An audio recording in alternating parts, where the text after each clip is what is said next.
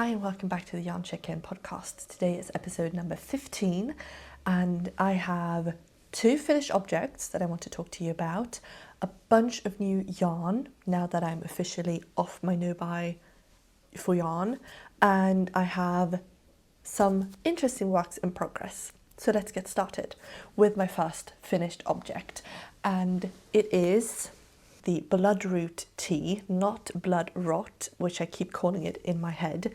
The Bloodroot tea by Andrea Gaughan. This is an all-over 2x2 rib t-shirt.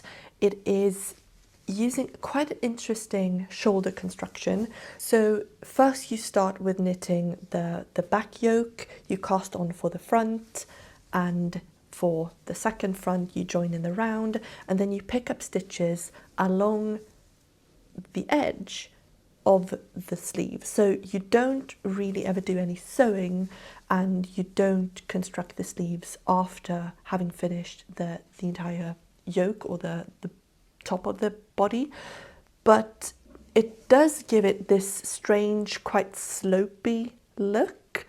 And on the back it has quite a pretty back seam, and I opted for the first fit, which is more narrow, so it does include some decreases, waist decreases. And since this is a 2x2 rib, it is just very figure hugging and also quite forgiving, so I never feel like I am uncomfortably tight in it. I used basically all of 4 balls of Tynn Gynt by Sandnes garn, and I used a 3mm needle. This pattern I think calls for a 3.25, but I got gauge, or honestly I didn't gauge swatch because I figured it's a 2x2 rib, how bad can it be? And I got lucky. And don't do what I did, kids, always gauge swatch, but at the same time you know how it works. You are given a bunch of different options for the fit. So as I said, there is a fit 1, more narrow with waist shaping. There's a fit 2, which is more boxy, so a traditionally more masculine fit, and this is traditionally more feminine. I do appreciate that Andrea Gaughan doesn't gender any of the sizes or the fits, just basically gives you the information about how it's going to fit, and you can make your own decisions based off of that. I wanted a more snug fit. I like to accentuate the waist whenever I can, especially with a 2x2 rib or any rib, because it's just a very neat way of having that ease, but at the same time it looking quite polished. I had initially thought that I would add a bit of a longer sleeve, but I ran out of yarn. I bought this yarn back in the summer when my partner and I were visiting Sandnes in Norway, and I found this yarn. I thought it was very pretty. I loved the colour, and it was also discounted, so I thought, why not? How much do I need for a t-shirt? Probably 4 balls, so 200 grams. That should be fine, right? And I didn't buy any extra, and here we are. So I did this in a few different increments. I started the body, I finished the back yoke, the front pieces, cast on for the sleeves, and I think I got to, just after finishing or joining in the round. Then I went back and did the collar. Then I finished 1 centimetre on each side of the sleeves, bound that off so I knew that I have a proper sleeve, and then I went as long as I could on the body, because when I thought that I was nearly finished with the body and I tried it on, it wasn't even Coachella appropriate. It was above my bust, and I thought, oh, I have a pretty cropped length now. No, not even close. So I was very aware of the fact that I might run out of yarn. Luckily, I didn't.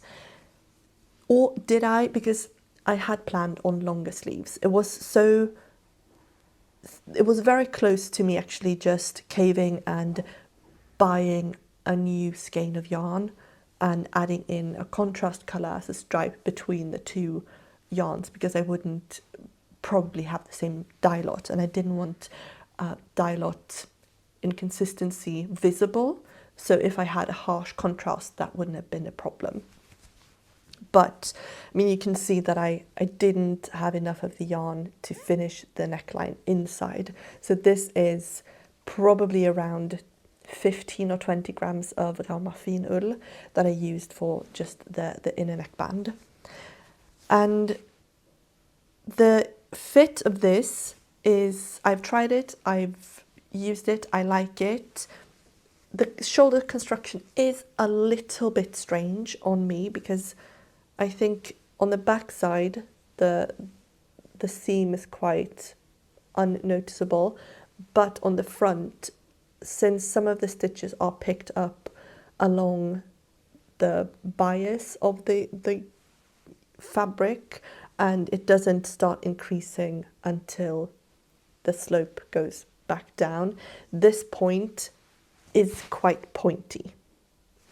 And I don't know if that's going to bother me at all. One thing that does bother me a little bit is the fact that this is 100% wool. It's not very soft.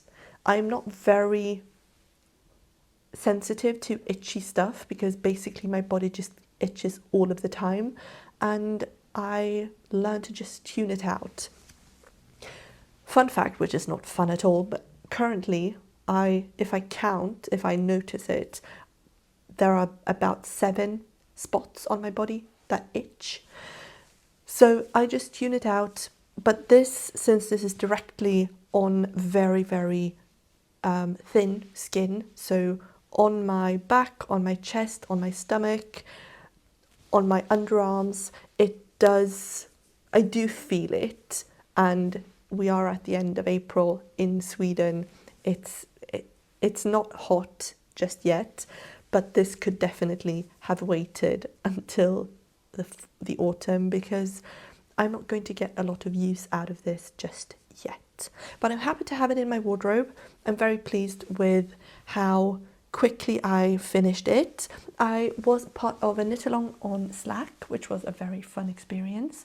I am still to update and upload my final iteration of this, my final product, but there are so many beautiful colorways, so many fun combinations, so many fun questions, and it's a really lovely community. So knit-alongs, I think I will be doing more of, because this was a lot of fun. The recommended yarn for this is the Knitting for Ollie Olive Thin mohair. What do they call it? The mohair, and not the thick one. And I think that would have been a better option for this. I might do a second one of these with stripes. And I'm saying that knowing full well that I was incredibly bored by the end of this, because the 2x2 rib is it's just a lot, isn't it? But I'm happy with it as it is right now. At some point or another, if I ever end up buying some of this yarn again, I would, or just anything of this lightness that is not as scratchy, I will go back and redo just the white portion of this, because this is the closest thing to my neck. It is a turtleneck and it is a bit too hot. So I could also go through my stash now and see if I have some soft options. A merino, a merino would be a good option. I also have the alpaca silk from Sandnes, which I could use, or that might be too warm actually.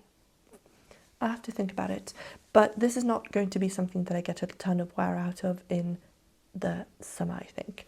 But I wore this on one of those cold, warm, in between days where you're just always wearing the wrong thing, and I wasn't cold. So my jacket was open and my shirt underneath was open, and I wore that, and the wind didn't bother me, which is great. So a really good project. I knit the size C based off of my bust circumference, and this project I did time, so I will post a short about it over on my Instagram with the hourly updates. But spoiler alert, the whole thing took me 34 hours and 46 minutes from start to finish, with all of the ends weaving in and all of the knitting, not the blocking, that I didn't do. And also I haven't blocked the last few centimeters, I think. Yeah, I blocked it when I still had this much to knit, and when I had about 2 centimeters, yeah, on the sleeves. They are looking a bit bumpier than the rest of the tee, so probably should get around to blocking that again. So that is my first finished object, which is a big object. Now I have 2 more finished objects, and they are a pair. They are a pair of the sailor slippers by Gaughan, AnnieSews. So I have been invited to a bachelorette party in the beginning of June, and we were brainstorming fun things to do together, and we decided that we want to go to a spa. And I said, if we go to a spa, I could make us all slippers, because I've seen the sailor slippers over the internet, as everyone has, and I was very intrigued. And I also want a pair of slippers for my office. I want something comfortable and something appropriate to wear when I'm at the office that isn't a hard shoe, because once we hit 4 o'clock, no important meetings are happening, no external people are visiting, it's just me and my co-workers at our computers. I want to be able to slip into something comfortable, get my clunky boots off, and just wiggle my toes in something soft. So I wanted to make myself a pair of slippers, and then I said, you know what, let me make slippers for the 10 of us. Now, 3 of the people have said that they want to make their own because they also wanted to make these slippers, or they have a similar thing to crochet, because a bunch of people are talented knitters and crocheters in this bachelorette group.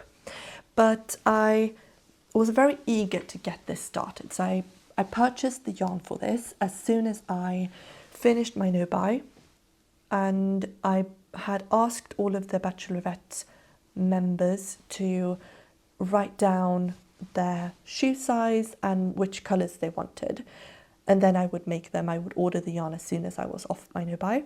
I did, for the people who remembered to add their information on time. I have since gotten the rest of the information, and I cast on, I gauge swatched. So the pattern calls for a size 8mm needle. I only have 9, 10, and 11 and 12, and then up to a 6. So everything between that was just blank, as far as I could tell, and I have a pretty good needle management situation going on. My needles live in 2 places, and I didn't have anything between a 6 and a 9. So I am fairly sure that I don't have any 8mm needles. So I gauge swatched on the 9mm. That was far too big, and I thought this is just going to look very floppy. I don't want that. And then I gauge swatched on 6mm needles, and I thought this is very much closer, so I don't think that I need an 8. I should be fine with a 7.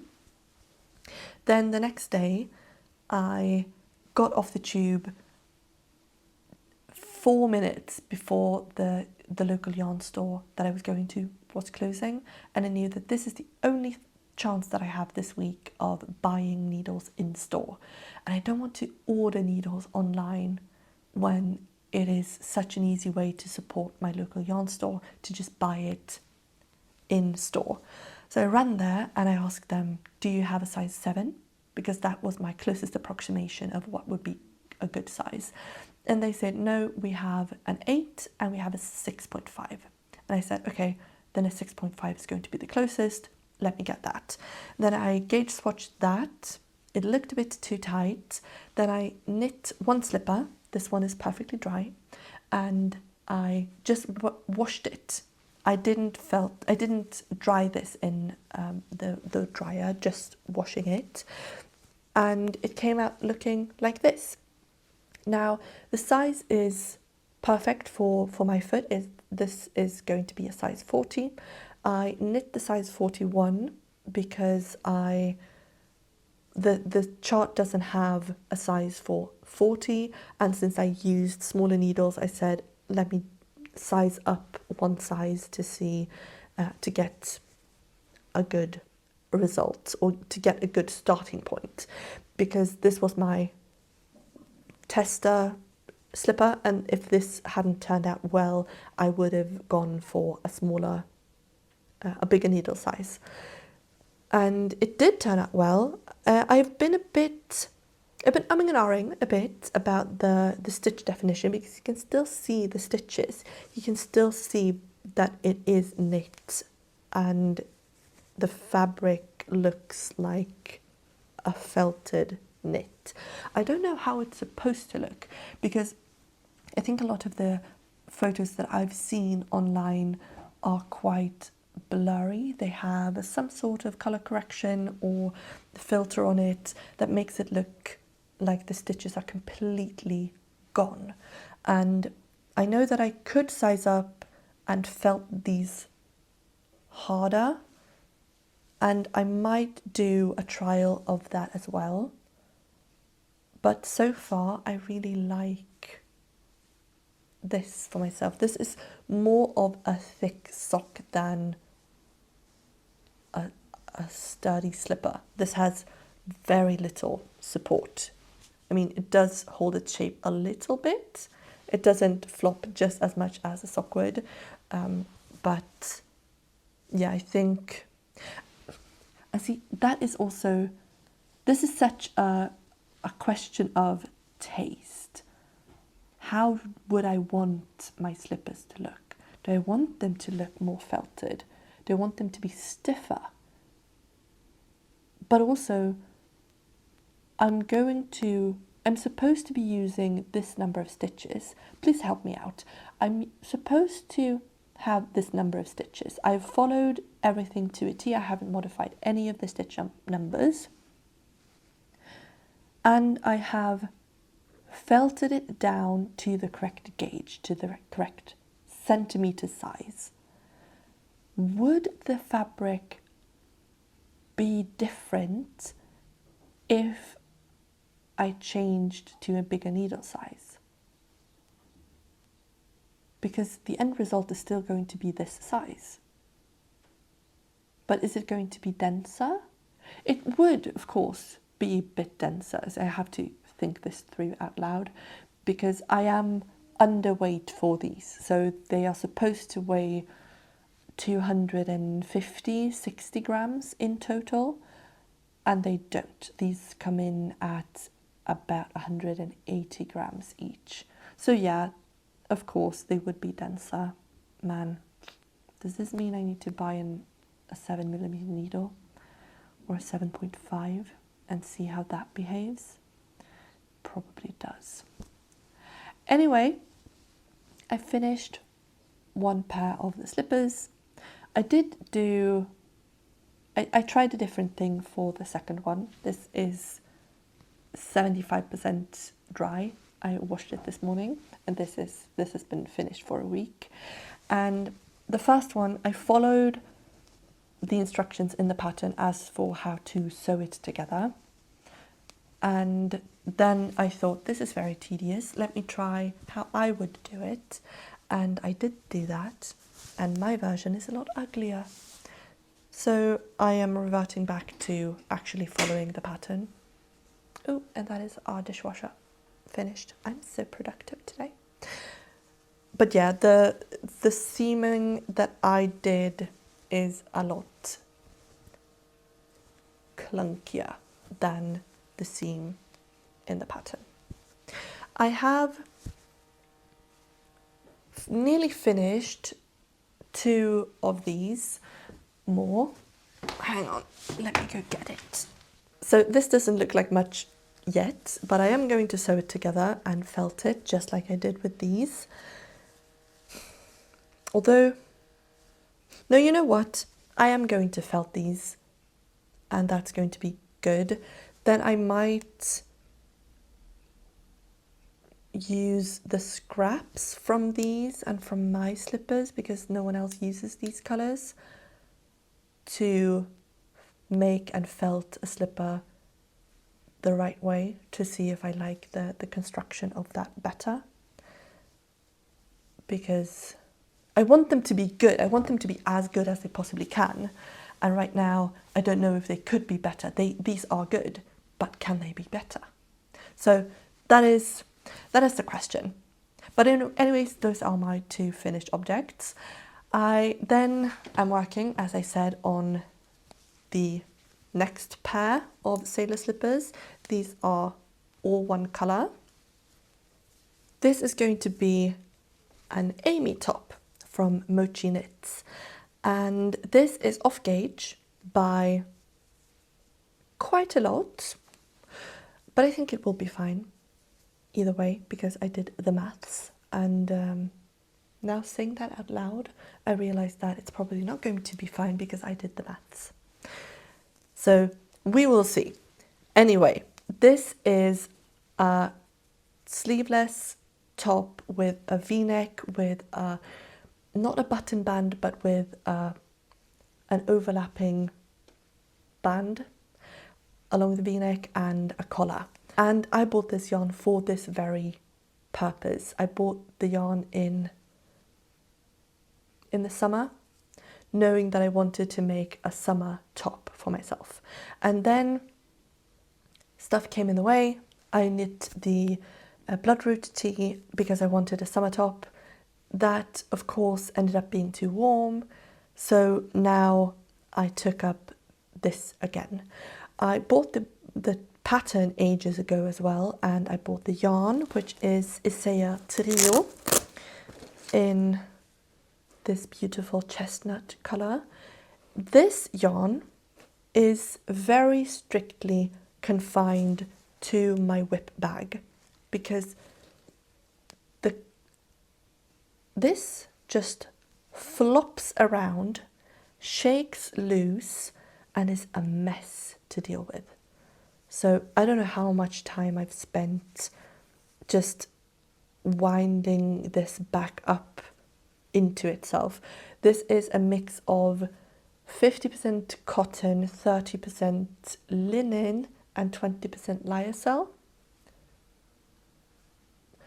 And it does give a very soft, very sleek sheen. It's also a bit mild, so it's not perfectly uniform in colour. I think it is one strand that is a bit darker, held together. No, hang on. Let me see how many strands we have. Okay, so I think it's 4 strands, and it is 4 darker strands with one a bit thicker, lighter strand. So it does give a bit of a colour interest. It also catches the light really beautifully because the strands, the fibres are so long that it's quite shiny. I'm holding this together, so two strands together, and I am knitting, as I said, on a 3.5mm needle. I don't know if I said that or if I just thought it. My bust circumference is 96 centimeters, and I am knitting the size corresponding to a size or a circumference of 110 to 120. So obviously my gauge is off, but the recommended yarn, the needle size, I think it's 4. So I'm not terribly off as it comes to the needles, but my gauge is off. So I sized up quite a lot. I'm knitting the second to last size as whereas my size would be the 3rd, I think. I also think that Mochi Knits has quite small sizes, if I'm not mistaken. 120 centimeters at largest is quite small, isn't it? I am tall, but I have a very small chest, and I'm still 95, 96 centimeters around. So there's not a lot of bustage that can happen before you reach 120 centimeters, and then you need some positive ease to get the proper look.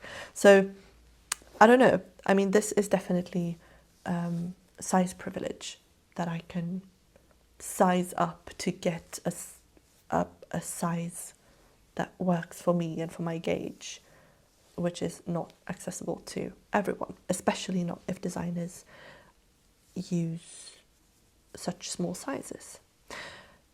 But this fabric is quite see-through when I look at it like this.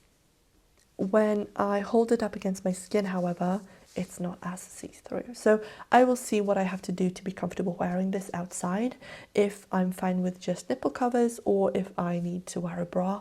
Hopefully not, because I hate wearing bras. Or if I just decide that this is going to be for when I'm wearing a bikini, because I can wear a bikini and not want to die. But if I have to wear a bra, my will to live does decline quite quickly. So this project I cast on probably 5 days ago or something, and the back panel was quite easy to knit. You then do a decorative little crochet seam on the side of the shoulder, pick up stitches and knit an increase for the front of the shoulder. So that's where I am currently. I think it's going to be quite nice. Don't know how much yarn I will need. I am going to finish these 2 balls, then I have 2 more, and then I'm out. So I will probably, again, not have the same dye lot that I had in these, but I'm going to do a bit of magic. So if I realize that these aren't going to be enough, these 4 balls aren't going to be enough, then I will swap in, when I run out of these 2, I will swap in one of the same dye lot and one of a new dye lot, and I will make sure to have this dye lot for the collar, so that colour change isn't too drastic. I mean, if there is a gradual colour change down the body, that is fine, no one is ever going to notice. But if I have a dye lot change for this part and then the collar that lies on top of it, that colour difference is going to be visible, and I don't want that if I can avoid it. But I think this yarn stretches quite far. I mean, not that it stretches, it's incredibly non-stretching, as it's just a plant fibre, but it does go quite far. It's a very thin yarn, that's why I'm holding it double, and it wouldn't surprise me if I were actually to be fine with these 4 balls of yarn, especially seeing that I have finished the entire back panel and have not touched a lot of this. You know, when you know that the innermost part of a ball is wound quite loosely, I'm not close to that. I can only see the super dense wound parts, that where the strands lie perfectly next to each other. So we will see how far I get with this before I need to get more yarn. Speaking of getting more yarn, I did get a lot more yarn. I got this much yarn, and it's all drops snow. So for this slipper, the light green is probably colour 108, pistachio.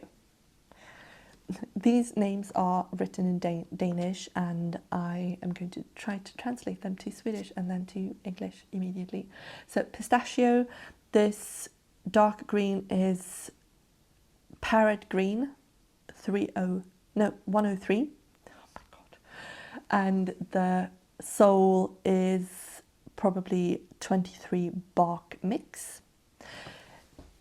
This salmon colour I think is 112 sweet apricot or 113 rose leaf. Can I find this? Yeah, this is 111 coral. It's 105 magenta. Gorgeous colour. The person who wants this wanted it to be held with this as a stripe, and this is 104 cobalt. Then I have for the bride to be this 01 nature. What else do I have? Oh yeah, this is the salmon colour, and it is 112 sweet apricot. Yes. Let's see, I have a few more colours. This is 127, it's called baby pink. And was that the last? No, I have rose petal. There we go, this is rose petal. So in total, I bought 30 balls of this drops of snow. I did that based off of the actual yarn estimates in the pattern for the correct gauge, which I don't have. So I'm going to have a lot of surplus of this. And now, sorry, oof, wool fibers up my nostril. So I should just bite the bullet, get the 7 and 8mm needle to do a proper gauge swatch, to felt it to its proper supposed size and thickness, to know and to actually get use out of this. Because if I keep knitting these slippers in a smaller gauge and not felting it as harshly, I'm going to have a lot of leftovers of this. And I mean, some of the colours are absolutely beautiful, but it does feel quite silly not to use it if I have it. And that brings me to one of my ideas that I do have for this. I think I might knit like a basket and felt it, or a beach bag, or a toiletry bag, or something that needs a bit of stability, where I can use a lot of these fun colours together. Because if I were to use these and hold them together, I mean, this is a colour combination that I would never choose myself, and then a bit of green as well. I would never choose these, but I think they are fun. And that is one of the things that gave me so much joy with this project, is seeing the colour combinations that people thought of.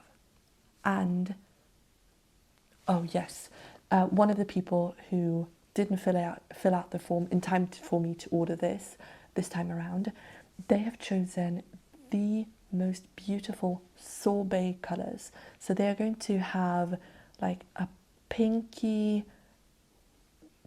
sole, a pink stripe, and a yellow, like not a butter yellow, but a bit more dandelion yellow colour as a contrast, and it's going to look so delicious. I'm really, really excited to start on these.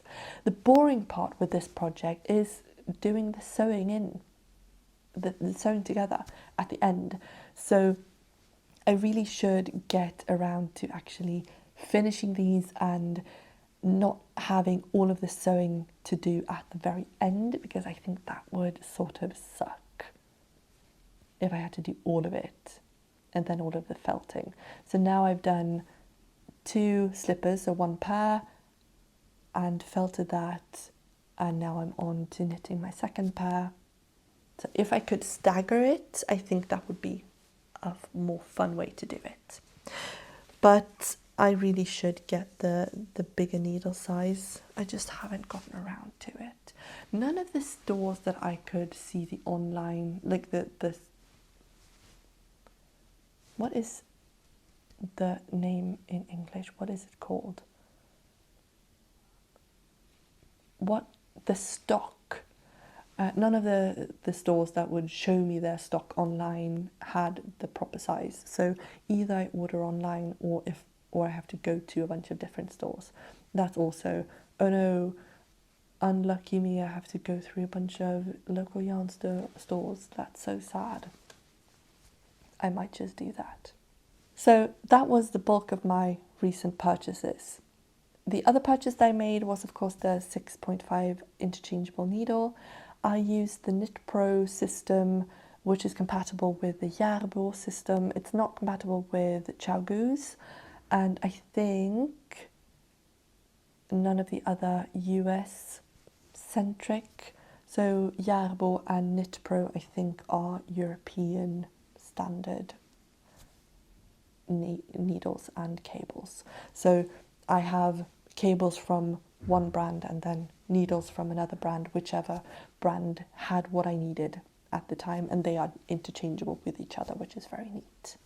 So that is that for finished objects, work in progress, and purchases. I have one, not a whip, but a rip. A very sad story. The story is of how I unintentionally felted a pair of socks. And not even a pair of socks. I felted one sock. If you watched my videos at the beginning of the year, you saw that I knit myself a pair of rainy February socks. These are supposed to be little windows with a window pane and some raindrops with the beads. And I had initially thought to just use the Viking Garn Alpaca Storm for this, and then I ran out of it and I joined in the Järbo Astrid Lindgren collaboration, which doesn't have any alpaca in it, and knit one sock. This is the sock with the alpaca and this is the sock with the Järbo, and up here the alpaca. And the complete alpaca one just felted in the same washing machine, in the same load as the one without. And I did do a bunch of stretching and a bunch of swearing internally, and it's just too small. I'm never going to be able to wear this. I'm never going to get this over the heel of my foot. It's just too tight. The colour work on the non-felted one is still stretchy enough. So it's not my colour work that is the problem. The problem is the floats between my colour work. So right here, that is felted, and also the strands that go behind this blue. And that is what's just cinching everything together, because that has no give at all. So a bunch of whips and one rip. That is unfortunate. I've never had this happen to me before. This is supposed to be a sock yarn. As far as I can tell, it's supposed to be a sock yarn. It's 40% alpaca, 40% merino wool and 20% nylon. My normal sock yarn would be 80% wool and 20% nylon. And I've never had a sock with that configuration, with that number, with that amount of nylon in it felt. So never using that yarn again, unfortunately. This was a fun experiment. I'm not too upset about it either, because as you can see, the toe is mismatched and none of them. This is also the socks that I stepped in latex grout with. So these are just my bad luck socks, I think. And it's fine. It is wasteful that I'm not able to use them. But at the same time, I made these to use, but also to have something to make.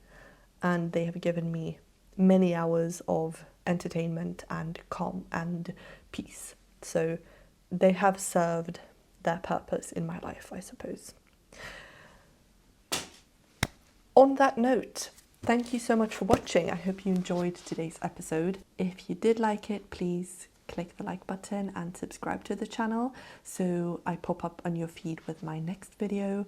I will probably be updating you with a new podcast episode in 2 weeks when I have some more progress to show you, and before then I'm going to upload at least one more video, the progress video or the vlogging process of my Bloodroot tea. Please also do let me know in the comments down below what you're knitting on as you watch this video, and I will see you in my next one. Bye.